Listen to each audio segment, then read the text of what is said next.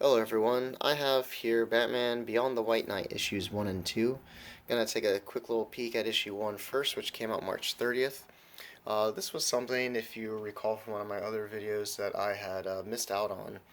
Because I went like a day late, and I guess this was such a hot item that Third Eye completely sold out. And when I asked about it, not even realizing that this was like a must-grab comic for collectors. Yeah, they called around and were able to find me another issue, which I picked up last week. So this one's cool. It's written and drawn by Sean Murphy, both interior and cover art he does, along with Dave Stewart with the colors, both in and out.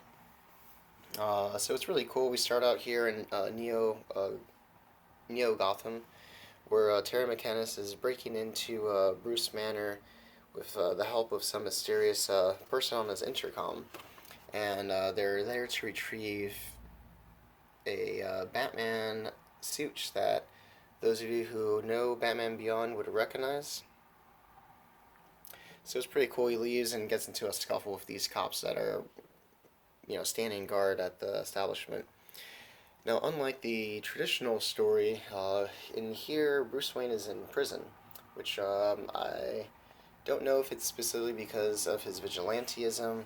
I need to read Curse of the White Knight and the White Knight trades first, but I really like this page here. Artwork, and that's great. The lore is really neat. I especially like jumping into it in the future sense here in like Batman Beyond, because now it's like, oh, okay, yeah, I definitely have to go back and read the other ones. And I really like this reveal here of the person he's been speaking on the radio, and it's none other than Derek Powers, who is the current owner of Wayne Enterprise or Wayne and Powers, company. Um, and he's also known as the Blight, which is Batman Beyond's like main villain. So I'm really curious to see like how are they teaming up here. And then we go into the prison here, and we get to see Old Man Bruce Wayne with the silhouette of Batman in the background, his shadow casted there. And even though he's no longer like on the streets of Gotham as a vigilante, he's still kind of, you know, running things and keeping stuff in order in the prison of these gangs here. And I really like that the officer. Let me see. There's a specific officer here that this guy takes and has him hostage. And I think this is especially why Bruce Wayne gets into it. Yeah, this guy here. So we find out that this person is none other than Jason Todd, and who is Robin, or was Robin. And they reflect here about how he was the very first Robin. And they go into a little bit of the backstory, and unlike in Death in the Family, where the Joker beats Jason Todd with a crowbar, instead they reveal that um, you know the Joker kind of cut him up a bit, like kidnapped him and cut him up, and and then like released him back. We get all that right here. And this is kind of like the story of how Jason Todd left Batman's side and was on the streets for a bit. And when he was finally ready to come back, he found Bruce training another kid here, Richard Grayson. So, feeling some kind of way, he turned away and, went from just being this kid to becoming, the slow steps into whatever he is now at the prison. It's like, kind of hard story there. We're also introduced to an older Harley Quinn, and again, she has like the Harley shadow casted there, and having parental issues with her teenage daughter that's starting to act more like her father, so to speak. And they just keep talking about her father, and it's that's really interesting. I kind of like this. You know, um, Harley slaps her daughter, and the shadow casted on the back is Harley Quinn and Joker. So I thought that was kind of neat. Um, yeah, this was a really cool story. I really like Batman Beyond a lot, and was really excited to see when this came out, and then kind of bummed out I missed out, and then all of a sudden, like, it was just like another week or two later, I guess 2 weeks later, I was able to pick that up. So I'm doing this on a separate. Oh wait, hold on, I jumped back into it. And then, so we end this issue with Bruce Wayne gets the help from Jason Todd to escape the prison, which kind of shows that he still has some love and loyalty to his old mentor and friend. Now Bruce Wayne is back out in Gotham. It was really cool. So I'm doing this on a separate video because gave you guys a little sneak peek ish, I guess. I don't know. So the second issue of Beyond the White Knight just came out yesterday for the new releases of the 27th. I will have that video up in a few days. Tomorrow I'll have the video for 420 up. But so this is a little sneak peek into my videos of what I got yesterday. Beyond the White Knight 2, and this is the cover A, done by Sean Murphy and Dave Stewart.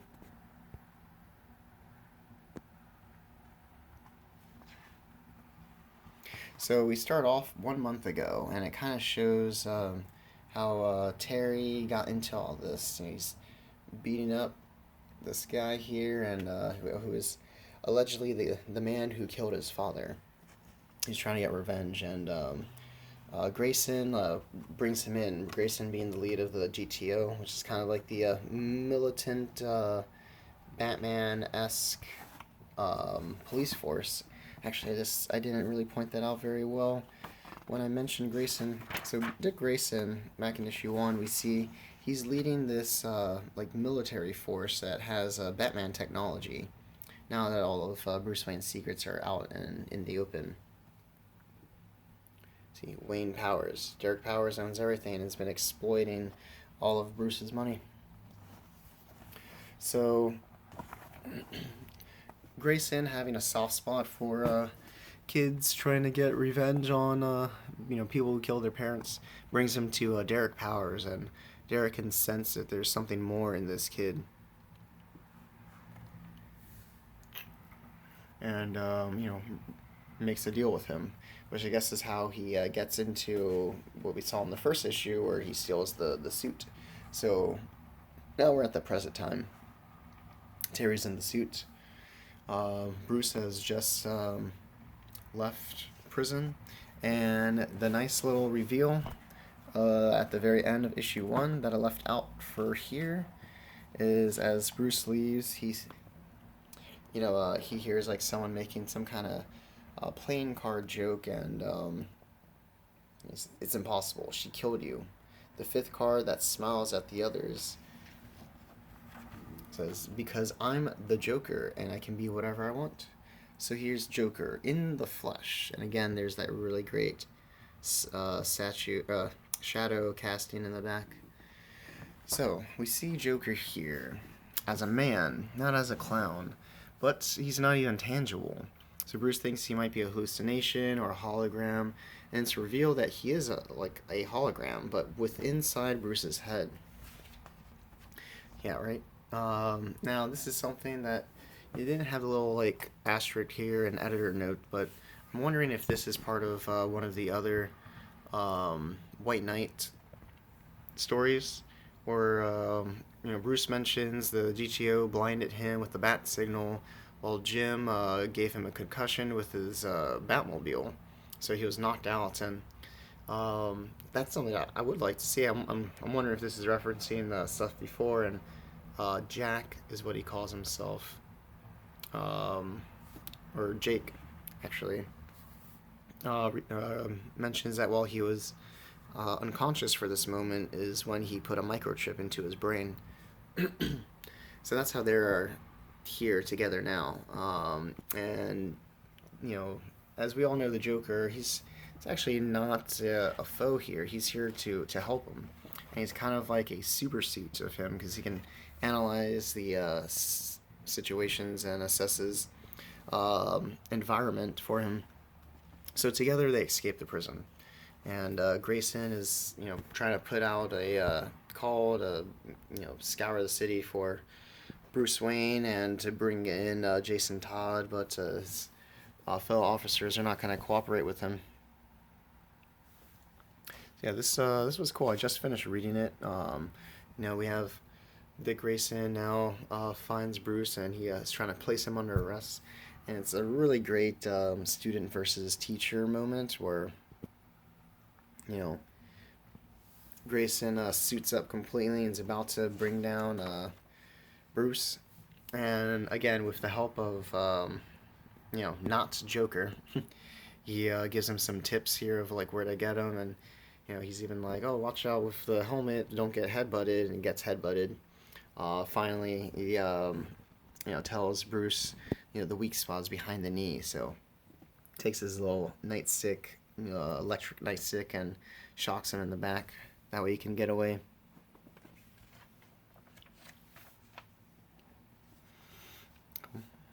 Then Derek Powers and Terry have their moment, and um, Derek mentions being best friends with Terry's father, and he's gonna help him track down the killers because that other person who he was beating up isn't like the sole person who's responsible for his father's death. Which, spoiler alert. If you don't know the traditional story, it is Derek who is responsible for Terry's death. So I'm really curious to see like what they're doing here. We get to see like a little one-on-one with Barbara Gordon and Richard Grayson. We get some backstory of how they fell apart, and in the traditional story, Barbara is the commissioner of the Gotham Police Department. But it's revealed here that Derek Powers had her removed when the GTO was being put into power.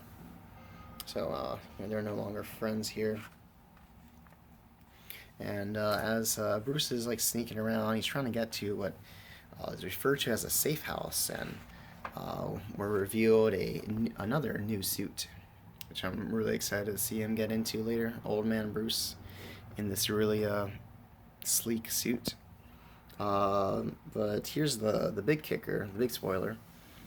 We reveal what his safe house is, and then we have Harley. It's like, oh, it's surprised to see you come in here without contacting me first. And they have the shadows there in the background. I love it. Bruce, I'll be leaving. I didn't think you wanted to see me, and Harley, just like, yeah, no, you're not just my closest friend, you're my husband. So what? That was such a jaw dropper. I'm now especially curious of like, what is this daughter of hers, the Joker's or Bruce's? What's going on here? What's the relationship? And where's this whole story going to go? And there's a nice little sneak peek of black and white artwork of issue 3. It's coming out next month. Well, yeah, I am really digging this so far. It's a cool story, a good twist on a classic story. Like I said, I really love Beyond, Batman Beyond, and really looking forward to where this is gonna go. So check this out, guys. Issues 1 and 2 are now both officially out, and yeah, I'll talk later. You guys have a nice day. Bye.